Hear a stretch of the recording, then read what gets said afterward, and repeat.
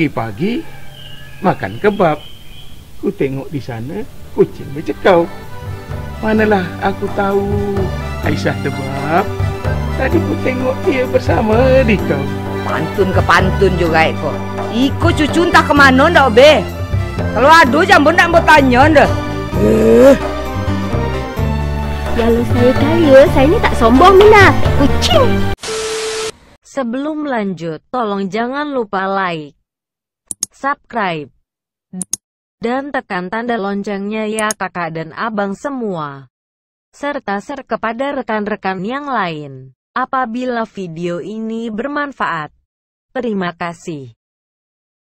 Bahasa Melayu atau bahasa Jawi, bahasa yang mencangkup sejumlah bahasa yang saling bermiripan yang dituturkan di wilayah Nusantara dan di Semenanjung Melayu. Sebagai bahasa yang luas pemakaiannya, bahasa ini menjadi bahasa resmi di Brunei, Indonesia, Malaysia, sebagai bahasa nasional Singapura dan menjadi bahasa kerja di Timur Leste. Bahasa Melayu merupakan lingua franca dalam kegiatan perdagangan dan keagamaan di Nusantara sejak abad ke-7. Migrasi kemudian juga turut memperluas pemakaiannya. Selain di negara yang disebut sebelumnya, bahasa Melayu dituturkan pula di Afrika Selatan, Sri Lanka, Thailand Selatan, Filipina Selatan, Myanmar Selatan, sebagian kecil di Kamboja, hingga Papua Nugini. Bahasa ini juga dituturkan oleh penduduk Pulau Natal dan Kepulauan Cocos yang menjadi bagian Australia. Dari segi linguistik, kini ditentukan suatu rumpun bahasa Melayu yang terdiri dari 45 bahasa yang pada gilirannya dibagi menjadi dalam beberapa kelompok. Bahasa Melayu termasuk dalam bahasa-bahasa Melayu Polinesia di bawah rumpun bahasa Austronesia. Menurut statistik penggunaan bahasa di dunia, penutur bahasa Melayu diperkirakan mencapai lebih kurang 250 juta jiwa yang merupakan bahasa keempat dalam urutan jumlah penutur terpenting bagi bahasa-bahasa di dunia. Prasasti Telaga Batu adalah salah satu catatan bahasa Melayu yang sangat awal. Catatan tertulis pertama dalam bahasa Melayu kuno berasal dari abad ke-7 Masehi dan tercantum pada beberapa prasasti peninggalan Kerajaan Sriwijaya di bagian selatan Sumatera dan Wangsa Sailandra di beberapa tempat di Jawa Tengah. Tulisan ini menggunakan aksara Pallawa. Selanjutnya, bukti-bukti tertulis bermunculan di berbagai tempat. Meskipun dokumen terbanyak kebanyakan mulai berasal dari abad ke-18. Sejarah penggunaan yang panjang ini tentu saja mengakibatkan perbedaan versi bahasa yang digunakan. Ahli bahasa membagi perkembangan bahasa Melayu ke dalam 3 tahap utama, yaitu: pertama, bahasa Melayu kuno yang dimulai dari abad ke-7 hingga abad ke-13. Dua, bahasa Melayu klasik yang dimulai ditulis dengan huruf Jawi sejak abad ke-15. Dan ketiga, bahasa Melayu modern yang dimulai sejak abad ke-20 hingga saat ini. Walaupun demikian, tidak ada bukti bahwa ketiga bentuk bahasa Melayu tersebut saling berkesinambungan. Selain itu, penggunaan yang meluas di berbagai tempat bermunculan di berbagai dialek bahasa Melayu, baik karena penyebaran penduduk dan isolasi maupun melalui kreolisasi. Selepas masa Sriwijaya, catatan tertulis tentang dan dalam bahasa Melayu baru muncul semenjak masa Kesultanan Malaka pada abad ke-15. Laporan Portugis dari abad ke-16 menyebut-nyebut mengenai perlunya penguasaan bahasa Melayu untuk bertransaksi perdagangan. Seiring dengan runtuhnya kekuasaan Portugis di Malaka dan bermunculannya berbagai kesultanan di pesisir semenanjung Malaysia, Sumatera, Kalimantan, serta Filipina, dokumen-dokumen tertulis di kertas di dalam bahasa Melayu mulai ditemukan. Surat menyurat antar pemimpin kerajaan pada abad ke-16 juga diketahui telah menggunakan bahasa Melayu.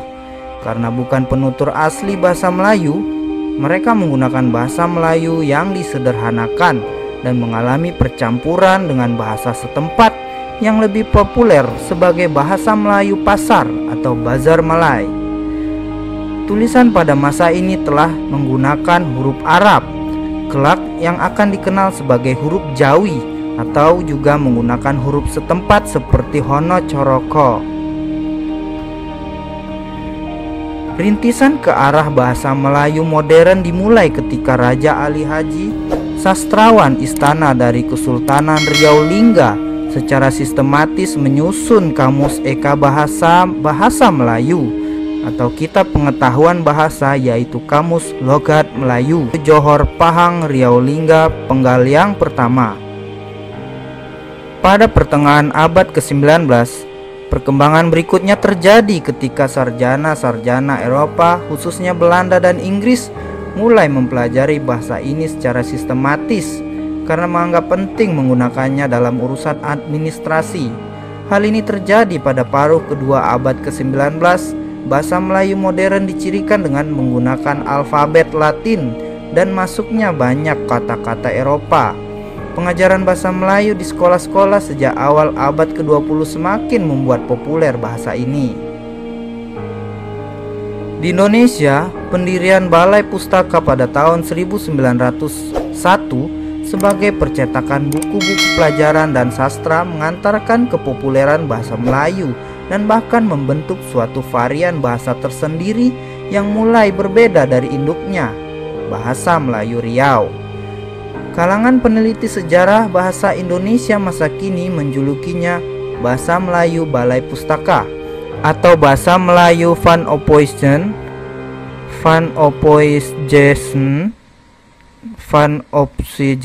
apa ya? Tolong bantuin yang Google. Van Ophuijsen adalah orang yang pada tahun 1901 menyusun ejaan bahasa Melayu dengan huruf Latin untuk penggunaan di Hindia Belanda.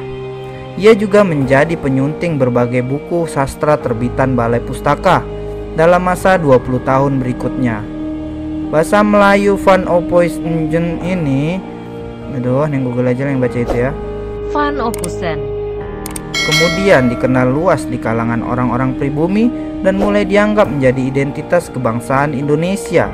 Puncaknya adalah ketika dalam Kongres Pemuda II pada tanggal 28 Oktober 1928 dengan jelas dinyatakan menjunjung bahasa persatuan bahasa Indonesia. Sejak saat itulah bahasa Melayu diangkat menjadi bahasa kebangsaan. Introduksi varian kebangsaan ini mendesak bentuk-bentuk bahasa Melayu lain, termasuk bahasa Melayu Tionghoa sebagai bentuk cabang dari bahasa Melayu Pasar yang telah populer dipakai sebagai bahasa surat kabar dan berbagai karya fiksi di dekade-dekade akhir abad ke-19. Bentuk-bentuk bahasa Melayu selain varian kebangsaan dianggap bentuk yang kurang mulia dan penggunanya berangsur-angsur melemah. Pemeliharaan bahasa Melayu baku dalam bahasa Melayu Riau terjaga akibat meluasnya penggunaan bahasa ini dalam kehidupan sehari-hari.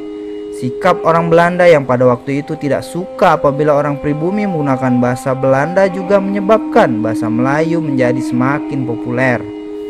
Pada awal tahun 2004, Dewan Bahasa dan Pustaka Malaysia dan Majelis Bahasa Brunei Darussalam Indonesia Malaysia atau disingkat menjadi MABBIM berencana menjadikan bahasa Melayu sebagai bahasa resmi dalam organisasi ASEAN dengan memandang lebih separuh jumlah penduduk ASEAN mampu bertutur dalam bahasa Melayu. Rencana ini belum pernah terrealisasikan, tetapi ASEAN sekarang selalu membuat dokumen asli dalam bahasa Inggris dan diterjemahkan ke dalam bahasa resmi masing-masing negara anggotanya. Mudah-mudahan rencana tersebut dapat terrealisasi sehingga bahasa Melayu dapat menjadi bahasa persatuan di ASEAN, sehingga kita tidak perlu pusing harus mempelajari bahasa-bahasa asing lain seperti bahasa Mandarin yang saat ini sudah hampir menjadi bahasa yang banyak dan hampir wajib dipelajari di Asia pada khususnya.